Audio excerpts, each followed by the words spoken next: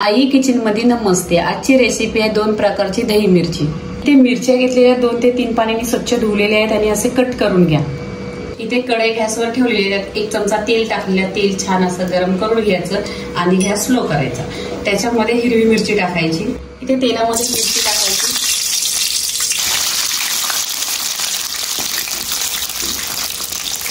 इथे बघा तेलामध्ये फ्राय केलेल्या छान अशा मिरच्या ब्राऊन मध्ये झालेल्या आहेत। आता आपण ही मिरची काढून घ्यायची।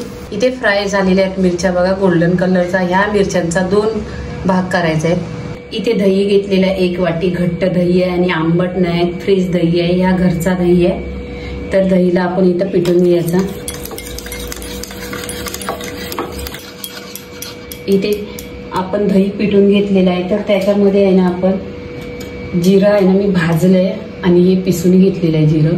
अर्धी चमचा जिरा पावडर आहे, त्याच्यावर आपण काला मीठ टाकायचा चिमूटभर आणि आपला सफेद मीठ। आता दही इथे आपण पेटून घ्यायचा, मिक्स केलेला आहे बघा पूर्णपणे असं झालेलं आहे। तर इथे आपण हिरवी मिरची टाकायची। इथे बघा ही मिरची आपण दही मिरची 1 नंबर टेस्ट लागतो। तुम्ही जेवणाबरोबर काही नसल्यावर तोंडी लावायला हे बनवायचं।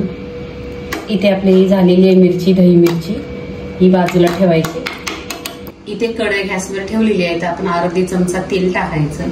तेल टाकलेलं आहे, तेल असं गरम करून घ्यायचं आणि 1 चिमूटभर जिरं टाकायचं। जिरं असं छान तरतरलं का 1 चिमूटभर हिंग टाकायचं।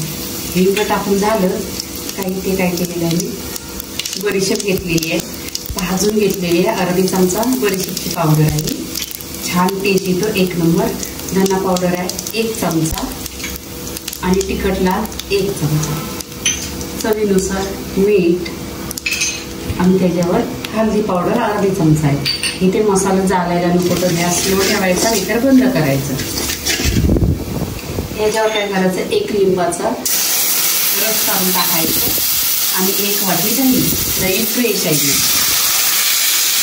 इथे काला मीठ टाकायचा चिमूट भरून, टेस्ट येतो आणि मिक्स करायचं। चांगली अशी उकळी येऊन द्यायची मसाल्याला।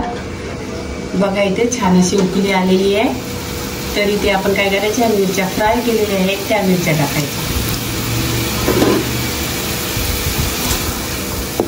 1 नंबर टेस्ट येतो जेवणाबरोबर। तोंडीला बाई काय नसल्यावर तुम्ही बघा दही मिरची 2 प्रकारची अशी इथे बनवलेली आहे।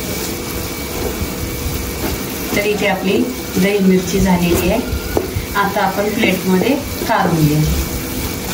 2 प्रकारच्या दही मिरची झालेल्या आहे। लाईक करा, शेअर करा, सबस्क्राईब करा आणि खात राहा। धन्यवाद।